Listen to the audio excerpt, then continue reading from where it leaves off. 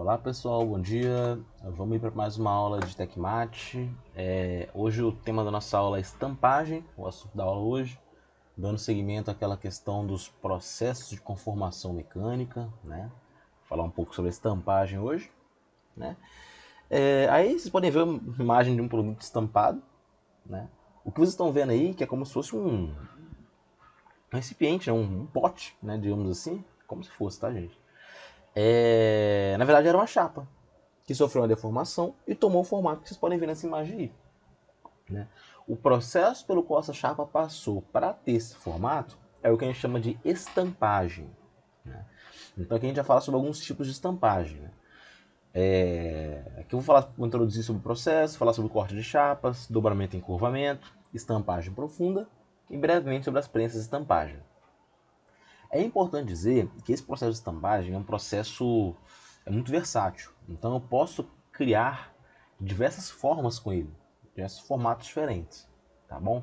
Então muitas vezes podem ver algum processo que receba um nome específico e algum livro ou outro pode estar dentro de estampagem, mas não necessariamente é isso. Bom, o que é estampagem? É um processo de conformação mecânico realizado geralmente a frio que compreende um conjunto de operações, por intermédio das quais uma chapa plana é submetida a transformações, de modo a adquirir uma nova forma geométrica, plana ou oca. Traduzindo o que eu acabei de ler. O que é estampagem? É eu pegar uma chapa, fazer diversas operações com ela, operações de estampagem, para dar uma nova forma para ela, como mostrado aqui, nesse próprio exemplo aí que eu coloquei no início do capítulo, né? Era uma chapa que tomou esse formato de pote. Como? Através de estampagem, né? A estampagem ela envolve processos a frio. Lembrando, o que é um processo a frio? É um processo que ocorre abaixo da temperatura de cristalização, né? E o objetivo final, obviamente, é obter uma nova forma geométrica. Bom, desculpa aí, gente, de tomar um gole de água. Bom, a deformação plástica ela é levada a efeito com o emprego de prensas de estampagem. Então nós usamos prensas de estampagem para fazer essa deformação plástica na chapa, usando alguns dispositivos especiais, os estampos ou matrizes, que estão relacionados ao formato final que eu quero para o meu material. Então a estampagem ela compreende algumas operações, como corte, dobramento e encurvamento e a estampagem profunda.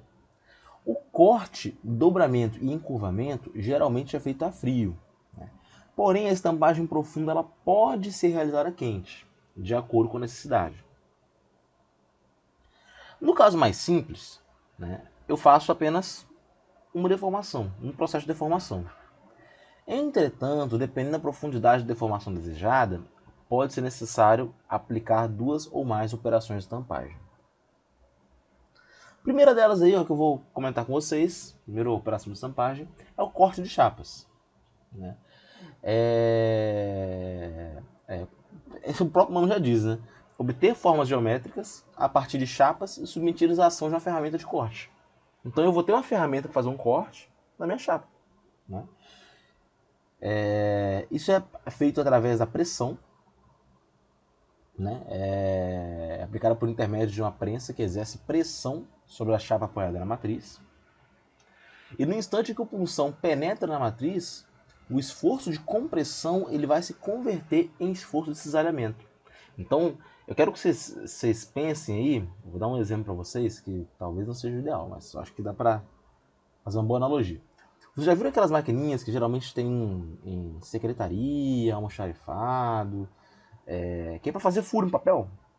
Ela é uma maquininha que você bota com um dispositivo bem pequenininho, como se fosse um grampeador pequeno. Você coloca o papel debaixo dele e aí você aperta, né? Faz um esforço de compressão. Tem um aparelho lá dentro, um dispositivo, faz com que uma barra cilíndrica ultrapasse o papel fazendo um furo, né? Ou seja, ele corta o papel, só que fica um corte perfeito, né? Que a lateral não é amassada nem nada, é um corte perfeito. Esse dispositivo aí é similar ao que acontece aqui no corte de chapas. O que é esse corte de chapa? Eu vou aplicar um esforço de compressão que, de acordo com a organização da própria máquina, ele vai se converter em esforço de cisalhamento, fazendo com que eu gere um corte na minha chapa. Vai ocorrer o desprendimento brusco de um pedaço de chapa. Aí aqui nós temos imagens mostrando como é que funciona. Né? Eu tenho uma chapa, eu tenho a punção ali em cima, né? E tem a matriz embaixo. Né? Perceba que a punção ela passa um esforço de compressão, que é para baixo, só que esse esforço de compressão, nas laterais ali da punção, né, onde as laterais da punção passa na peça, vai haver um rompimento com o cisalhamento. Então aqui, ó, acho que essa imagem aqui ela deixa tudo bem claro. Tem a chapa, meu punção desce e faz um corte aqui.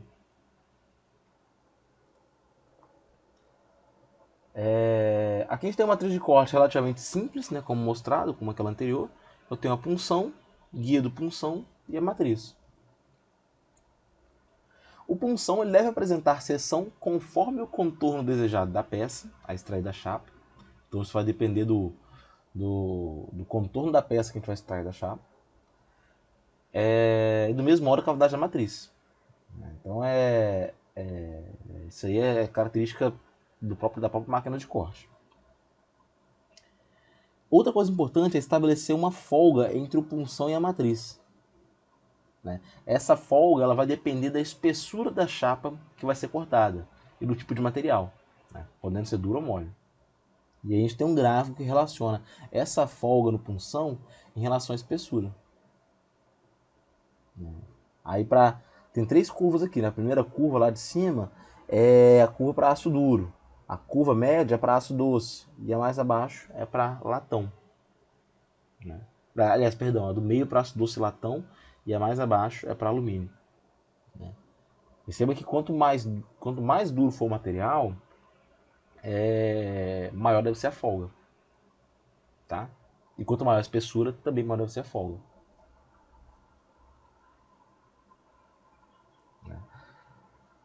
Bom, então corte aquilo lá, não tem muito segredo. Estampagem, eu posso incluir o corte como uma operação de estampagem.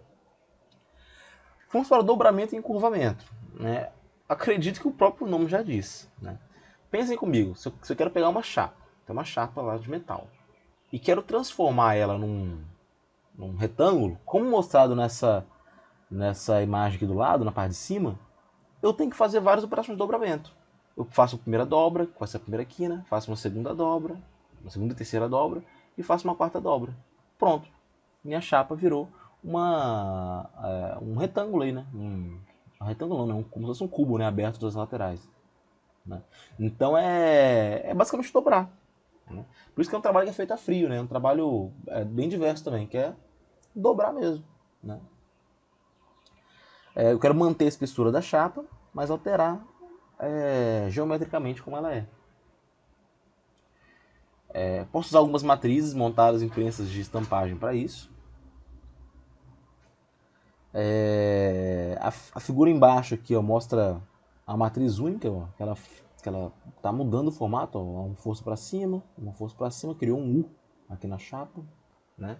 Lembrando, essas operações de estampagem nada mais é do que uma deformação plástica, que é a deformação permanente que eu vou aplicar no material através de esforço, né? Geralmente compressão. Aqui tem mais um exemplo de dobramento. Né? Perceba que eu tenho a matriz, já tem o formato que eu quero da minha chapa. Eu tenho o elemento dobrado, que está mais escuro aqui no meio, e a punção que está aplicando aquilo de cima para baixo. No dobramento, 2 fatores são importantes: o raio de curvatura e a elasticidade do material. Então temos esses 2 fatores que são extremamente importantes aí, em se tratando de dobramento.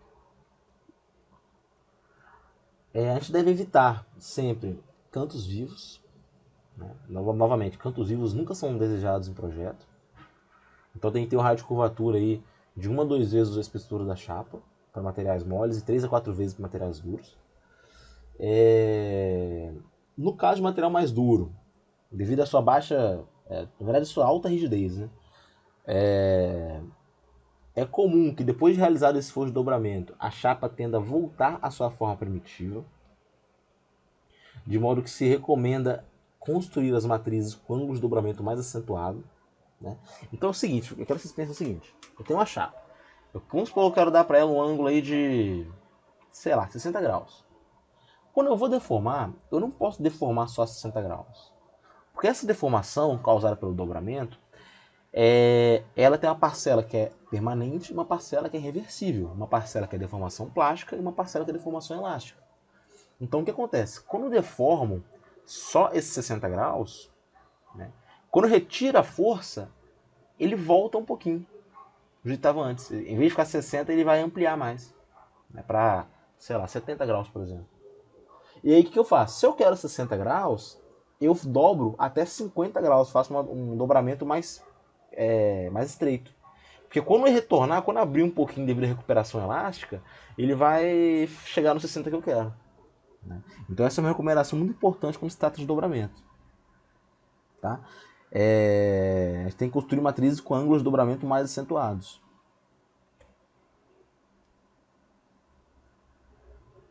Toda vez que a gente vai obter um elemento dobrado, de acordo com um determinado perfil, é preciso que a gente conheça, em primeiro lugar, o seu desenvolvimento linear ou as dimensões exatas da chapa, a partir da qual vai ser produzido o elemento dobrado.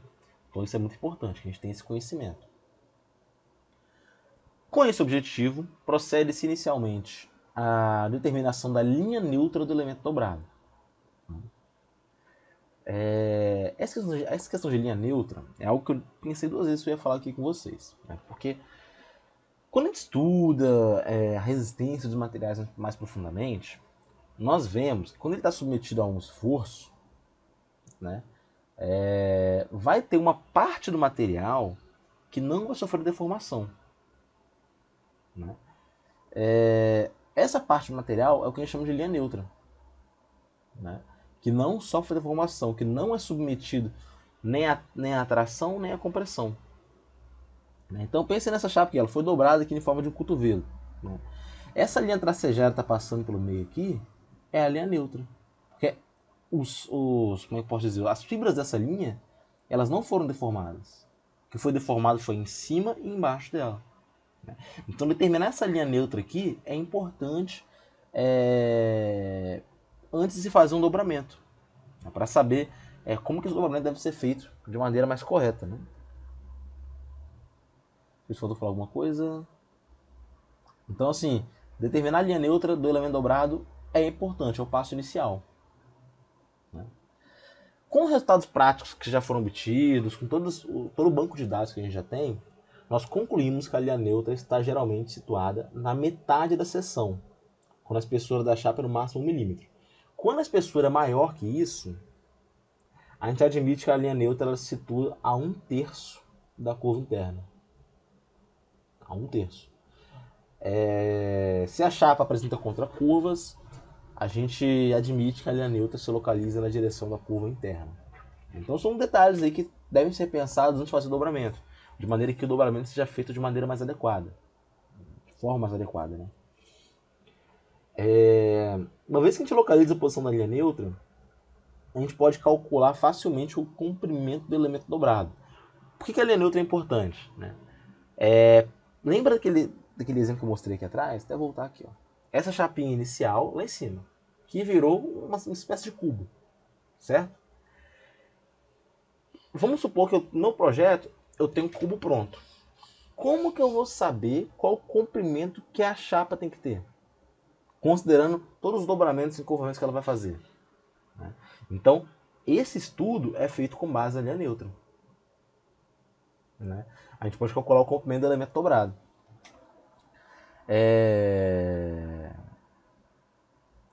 Deixa eu ver se faltou falar alguma coisa. Bom, aqui essa imagem aqui ela já mostra bem como é que é, né? Eu tenho o elemento total, o comprimento total dele, né, que deve ser previsto antes de começar o dobramento, para que no final o meu dobramento ele tenha o comprimento correto aí. Essa figura ela mostra a chapa dobrada em U. Eu tenho um comprimento inicial L, que vai ser dividido aí nessas três partes. Nossa, passei aqui várias vezes.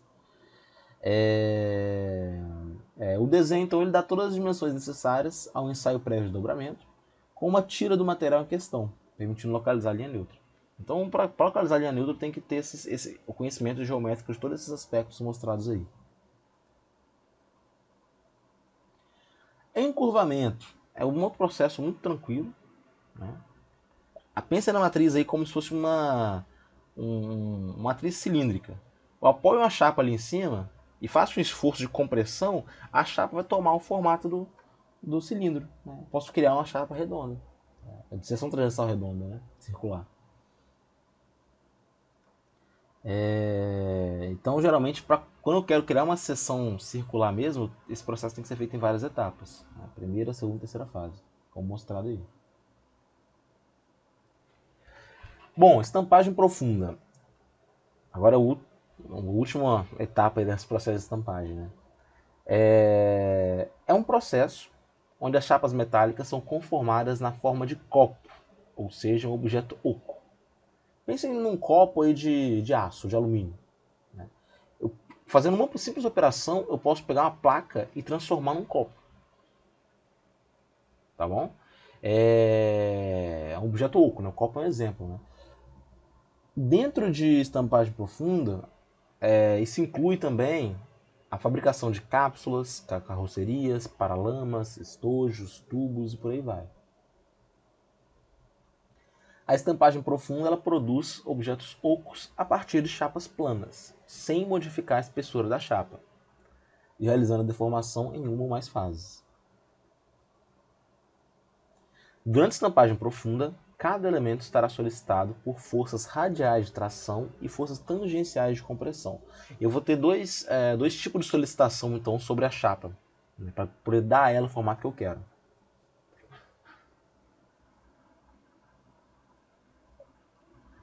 Então esse aqui é o processo de estampagem profunda, pegar uma chapa e transformar num material oco. Né? Aqui tem um desenho de uma matriz simples para estampagem profunda. Né? A gente tem um punção ali, a matriz ser colocada embaixo, tem uma mola, muitas vezes para suportar esse esforço que está na direção vertical aí, a mola de compressão. Né? E aí a gente pode ver claramente o que acontece, né? Que, por exemplo, as laterais da peça, à medida que eu vou puxando para baixo, vai tracionando. Né? E esse é o objetivo mesmo, criar um material oco. Tá bom? É importante a gente conhecer a placa original, né?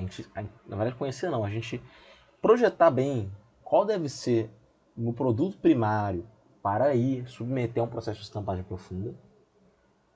Ou seja, em outras palavras, é preciso determinar as dimensões da chapa que será o ponto de partida para o objeto estampado, utilizando a menor quantidade possível do material, isso fazendo cálculos. Né? Então, novamente, a estampagem profunda, muitas vezes, ela já é um processo secundário, né? Processo final, né? Que depois dele eu não faço nenhum outro processo de conformação. Né? Porém, como ele é o secundário, tem que haver um primário antes. Às vezes eu pego um tarugo, passo por uma laminação, transformo em chapa. Corto a chapa e levo para a estampagem profunda, que aí eu consigo transformar uma panela, por exemplo. Mas essa determinação das dimensões ideais da chapa para produzir um objeto final estampado, isso é tudo feito com base de cálculos aí que não cabe aqui pra gente, né, ver. Mas é tudo bem calculado, eu não posso pegar qualquer chapa e falar, vou fazer uma panela. Não. Para que a panela tenha as dimensões finais adequadas, eu tenho que conhecer e projetar bem as dimensões da chapa inicial. A chapa que vai ser o ponto de partida. Para objetos mais irregulares, a gente costuma fazer um processo empírico. Né? Não sei se vocês estão familiarizados com essa palavra, mas é tentativa e erro. Né? Algo mais prático. Né? A gente corta aproximadamente um tamanho e faz estampagem. Deu ok?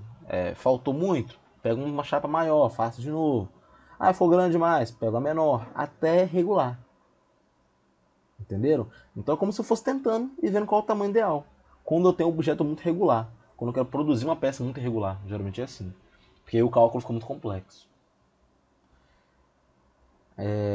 E aí, por tentativa e erro, eu determino o tamanho ideal. Uma vez que eu determino o tamanho ideal para uma peça, eu posso fazer 1000 daquela mesma peça, né? Já que eu já sei o tamanho ideal da chapa que serve como ponto de partida.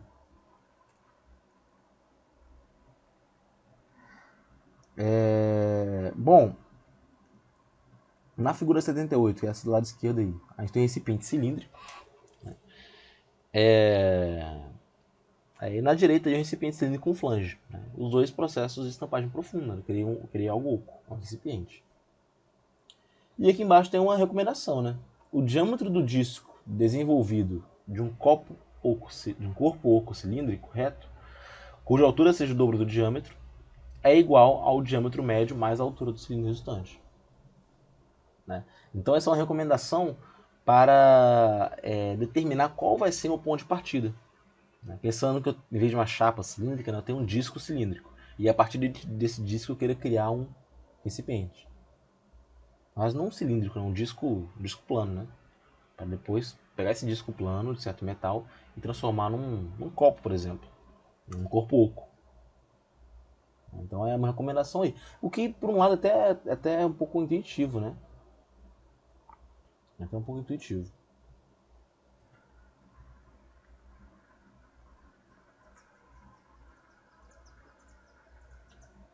Bom, a redução teórica máxima que se obtém numa única operação de estampagem é cerca de 50%. E mesmo nas condições favoráveis, não ultrapassa 60%. Questão de deformação mesmo. Assim, é praticamente impossível obter-se numa única operação de estampagem profunda um objeto oco com altura muito maior que o diâmetro. Né? Eu não consigo ter essa redução do diâmetro e aumento de altura muito facilmente. Né?